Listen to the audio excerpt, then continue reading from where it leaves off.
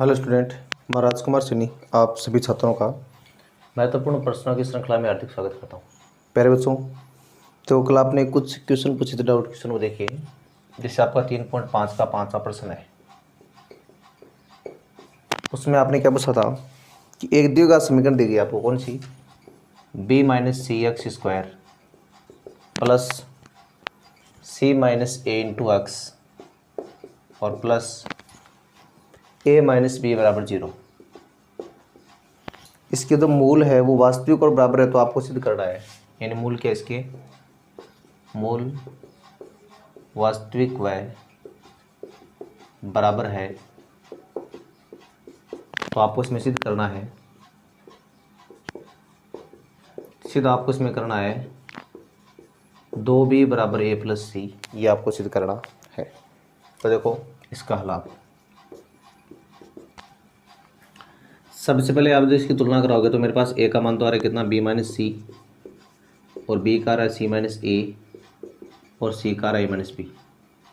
मैंने इसको यहाँ पर कैपिटल इसलिए माना क्योंकि स्मॉल पहले से आ रहे। अब देखिए प्रश्नानुसार दी गई समीकरण के मूल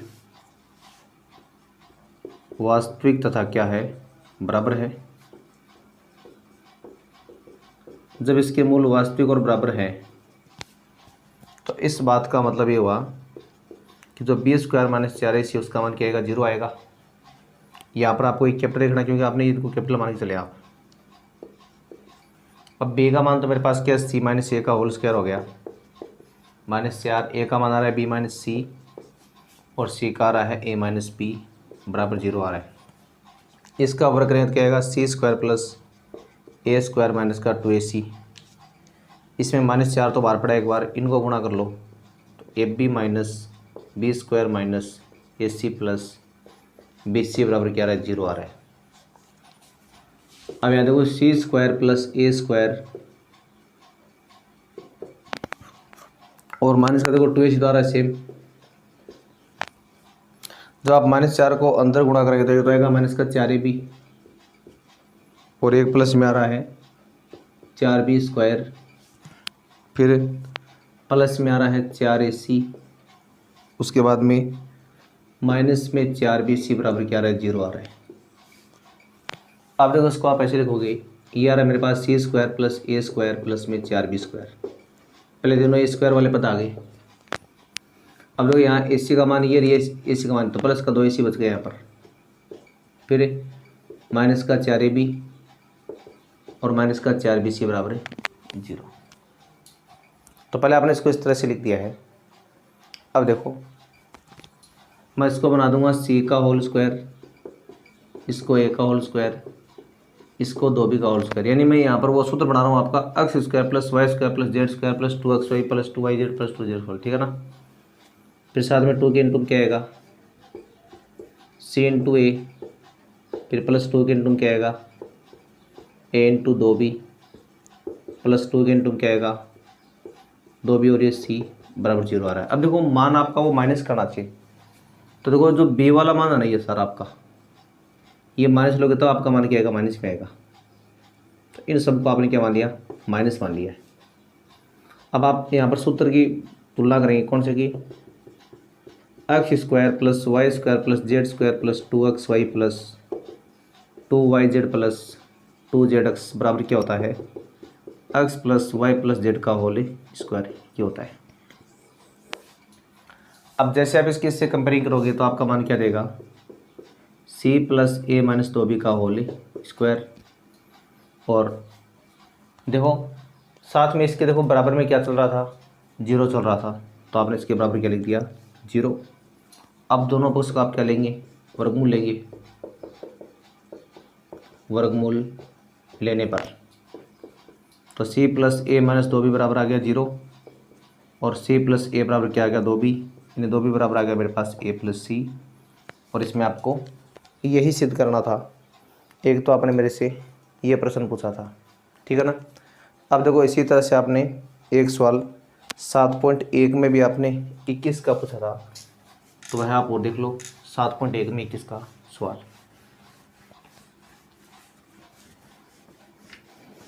तो देखिए 7.1 में जो 21 का प्रश्न है वो मेरे पास क्या रहा है, उसको देखिए आप।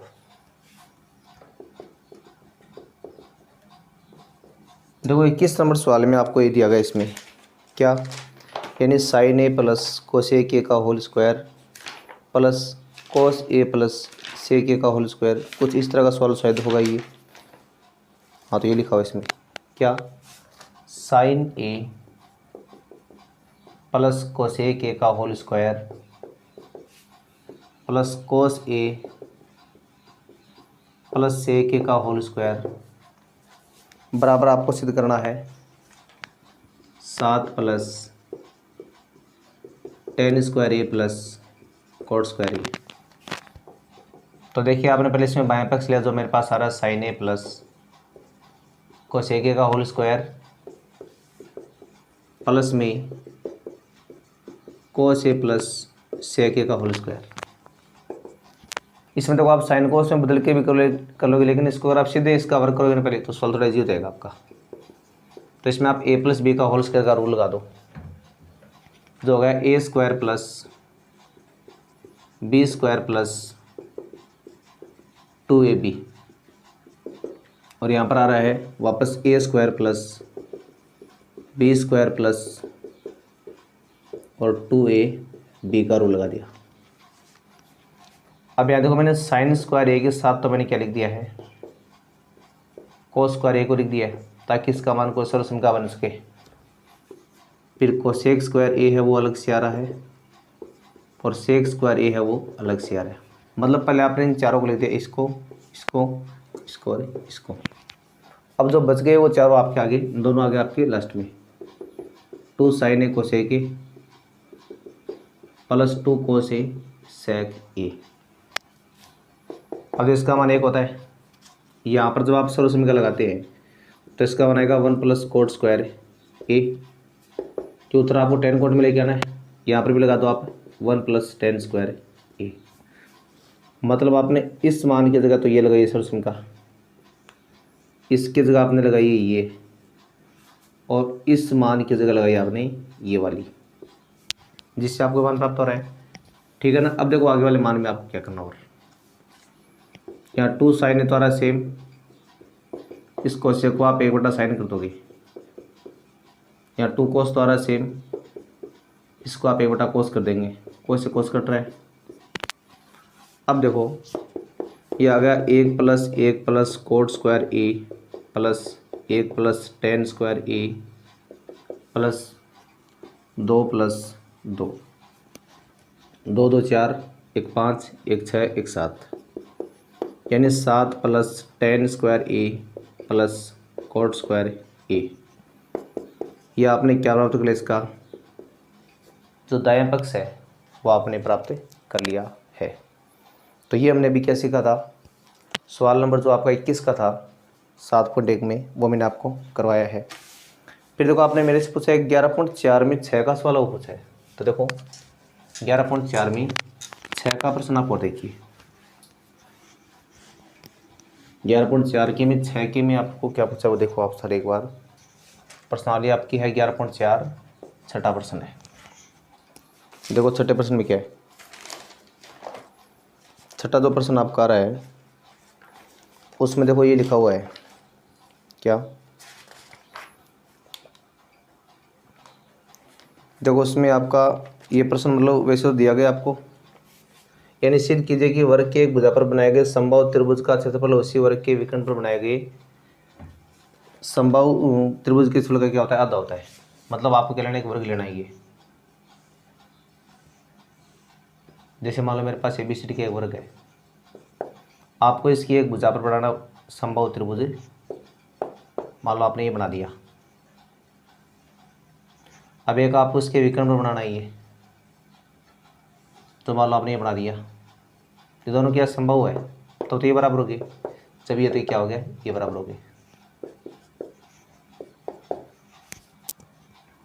अब आपको सिद्ध क्या करना है इसमें कि इस समबाहु त्रिभुज का क्षेत्रफल उसका क्या आएगा, बिल्कुल आधा आएगा। ये आपको सिद्ध करना है, ठीक है ना। तो दिया गया तो आप इसमें क्या लिखोगे, ए बी सी डी एक वर्ग है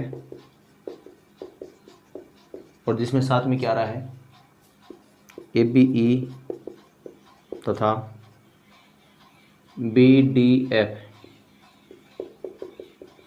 समबाहु त्रिभुज है, समबाहु त्रिभुज है। और इसमें आपको सिद्ध क्या करना है वो देखिए, सिद्ध करना है जो एरिया ऑफ ए बी है ना, वो क्या आएगा, अर्ध आएगा किसका, area of D B F का। अब देखो इसके ऊपर आप जानते हैं वर्ग का प्रत्येकोण समकोण होता है। अगर मान लो ये भुजा मेरे पास अक्ष है तो ये भी अक्ष होगी, पहले आप डी बी का मान निकालेंगे तो आप लिखोगे त्रिभुज डी ए बी में पाइथागोरस प्रमेय से, तो आप यहाँ पर बाई पाइथागोरस थ्योरम यूज ले रहे हैं, जिसे आएगा D B square equal A B square plus A D square. तो ये आपको प्राप्त करना है, ये भी एक्स स्क्वायर और ये भी एक्स स्क्वायर है। तो जो डी बी स्क्वायर है मेरे पास वो आ रहा है 2x स्क्वायर के बराबर, डी बी आ गया √2x स्क्वायर, यानी इसका मान √2 × x हो गया। अब आप जानते हैं कि समबाहु त्रिभुज हमेशा क्या होते हैं, समरूप होते हैं। समबाहु त्रिभुज हमेशा समरूप होते हैं, ये बात आपको ध्यान में रखनी है। इसका मतलब ये हुआ कि तो त्रिभुज आपका ए बी ई है वो किसके समरूप है, डी बी एफ की समरूप है। और जब दोनों समरूप है तो आप इसमें समरूपता के लिए एरिया वाला नियम लगा सकते हो। इसलिए जो area of A B E है बटा area of D B F है वो इनकी संगत भुजाओं के अनुपात के वर्ग के क्या आएगा, बराबर आएगा। ए बटा डी बी होल स्क्वायर हो गई। ये ए बी का मान आपने एक्स माना था, इसका √2x है का होल स्क्वायर, इधर मेरे पास आ रहा है area of A B E बटा में area of D B F, काट लो इसको। तो ए बी ई बटा डी बी एफ है बराबर ए बटा √2 का होल स्क्वायर आ रहा है। जब उसका वर्ग किया तो मान 1/2 हो गया। इधर है area of A B E बटा area of D B F, D B F उधर भेज दो। तो ए बी ई बराबर आ गया मेरे पास 1/2 area of D B F. इसमें आपको यही सिद्ध करना था, ठीक है ना। ये हो गया हमारा सवाल नंबर 6 जो आपने 11.4 में पूछा था। फिर देखो एक प्रश्न आपने और पूछा मेरे से, जो है 12.2 में 5 का सवाल है। चलो वो देखो आप, 12.2 में 5 का प्रश्न। तो देखो 5 के प्रश्न में क्या रहा आपके पास,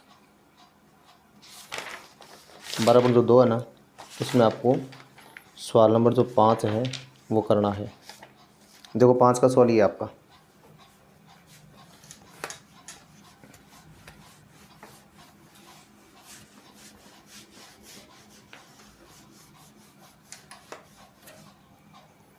पाँच के प्रश्न में लिखा है एक मतलब आपको आकृति दी गई इस तरह से वृत्ताकार रूप में, और उसमें क्या है, इसकी देखो 2 चौरड आपस में क्या करिए, इंटरसेक्ट करिए इस तरह से ये। और उन चौरड का जो नाम है, एक का नाम तो आप ए बी लिखोगे और एक का नाम आप सी डी लिखोगे। दोनों क्या कर रही है, यहाँ काट रही है, फिर यहाँ पर क्या सेंटर है, और बाद में यहाँ सेंटर से आपने क्या करके इन पे परपेंडिकुलर से खींच रखे हैं,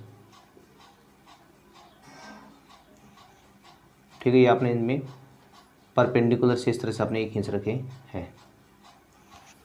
अब आपको इसमें प्रूव क्या करना हो, देखिए आपको यहाँ पर देखो पहले जो दिया गया है उसकी बात कर लेते हैं हम यहाँ पर पहले। जैसे मेरे पास क्या रहा है, ओ के अंदर वाला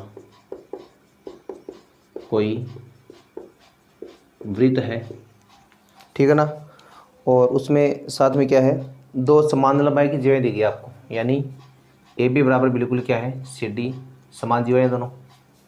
और साथ में लंब कोण किस पर आ रहा है, जो ओ एम है ना, ये AB पर लंब है और जो ON है वो CD पर लंब है।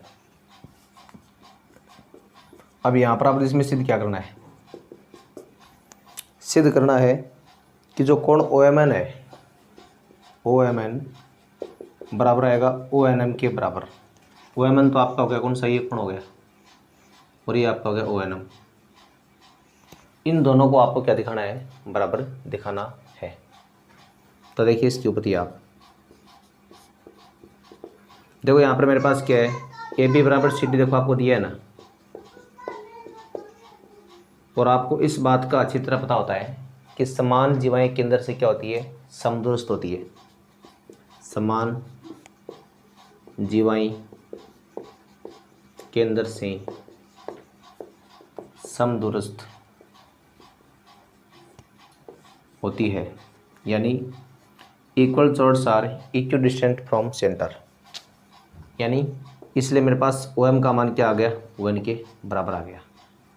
फिर आप जानते हैं किसी भी समद्विबाहु त्रिभुज में समान भुजाओं के समूह कोण क्या होते हैं, बराबर होते हैं, यानी इसलिए त्रिभुज OMN क्या है, एक समद्विबाहु त्रिभुज है,